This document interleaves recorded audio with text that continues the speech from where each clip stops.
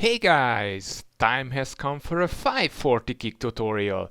I will show how to learn it on ground, the key points and some variations around the key parts, then on ice.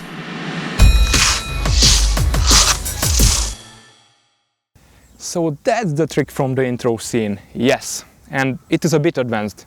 It is advised that you have good jumping skills on ice and you need a lot of training on ground. So that's why we are here at the old ice rink. We start the training here on ground. In this tutorial we will be covering the 540 kick technique, drills, so how to build up from zero, key points, variations and the technique on ice. So let's not waste any more time, let's start with the most interesting part, the technique. Most people spin left. Me too. In this case, the right leg is the jumping leg, also the kicking and the landing leg. The other leg I call pulling leg, that pulls you up in the air. If you spin the opposite side, just mirror all I say. Also, there are more builds. I start from a perpendicular position to the actual jump. On the ice, it's just straight. So legs first. I will put my hands on the back, focus on my legs. This is my kicking leg. I start stepping with my right leg. I step next to my pulling leg, at least next to. You can step a bit over, but you should step at least next to. Don't step short one like this, because it will be very hard to draw this leg around. It has to travel a long distance. So if you step at least next to it, it will be just more natural to lift this up. Okay, once you put this down like that, in the exact same time you start lifting up the pulling leg and initiate the jump. The same first step, now using arms. Obviously you need to generate a lot of momentum with your arms. Swing them as hard as you can. So it will look like something like this. There! For maximum height, make sure to punch, pull and jump at the same time. Practice the timing. So the next step will be the most important part of this tutorial. At this point, what you need to be doing is to obviously jump and twist your hips, rotate into a 90 degrees position like that.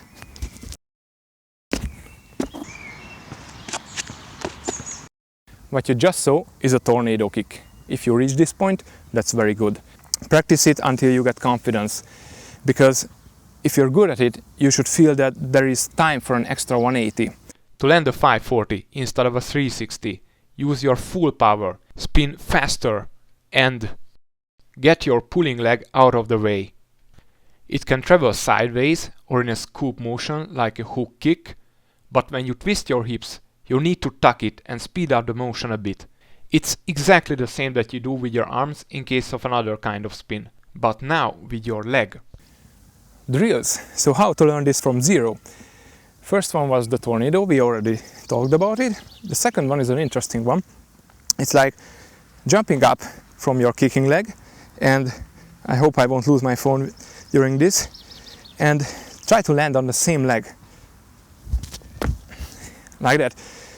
If you put this one and the tornado kick together, you will get there. First ones will be obviously low, but progression later. Now, the key points, what make this trick work. If you don't want to spend a half year training on dead ends like me, then keep watching. Hip rotation. I mentioned this one already. When you jump, turn it sideways as soon as possible. Otherwise, you will get stuck. If it helps, imagine that you need to throw your shoulder over and make sure the pulling leg doesn't get in the way. Angle. No, not the horizontalness.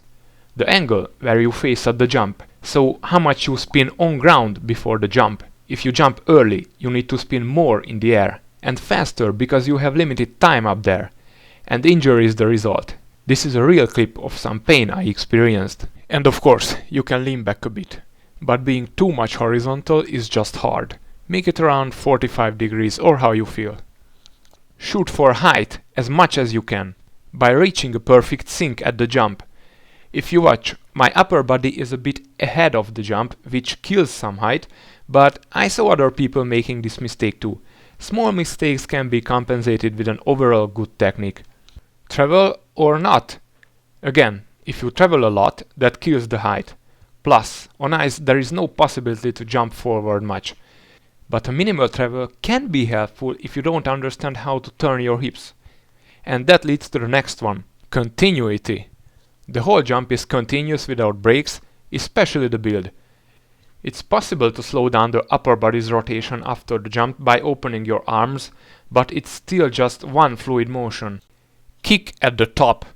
Your kicking leg can travel bent upwards. This also saves some energy. However, on ice, it's just hard because you naturally travel with some speed, so you lose it behind. You have to count on a slower spin there because of that straight leg.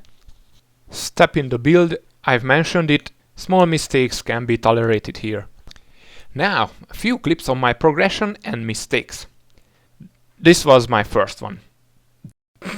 Well, not jumping up with hands, just spinning.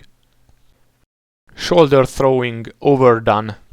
Half year later it was pretty good, then a stupid mistake led me into a dead end. This actually looks awesome, but it's very inefficient, hard and painful. On ice you can't spin this much.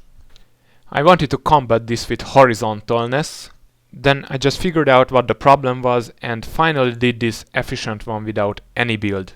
If you get stuck, record yourself and try to find the mistakes. You can download this sample from my website. Now, on ice, the motivation. Not much to add here, except it's even harder because you go straight for it. If you practice a lot, you will feel when it is efficient. You glide into the jumping position instead of stepping. It's hard, but it makes it even more fluid, so just catch the momentum. Use tornadoes as warm-up. And consider landing on two legs, because these are the landing marks, pretty knee killer. Motivation. Don't expect to learn it too fast, give yourself time, enjoy the trainings. I am not a super strong guy, I still could learn it, so you can too. Do long warm-ups and focus on the height from the beginning. Watch for the key things I mentioned. Sometimes I just decided I give it a shot with full power to see what happens. These were helpful, but you really have limited tries of these. I wish you good training guys and persistence. See you in the next video. Have a nice icy day.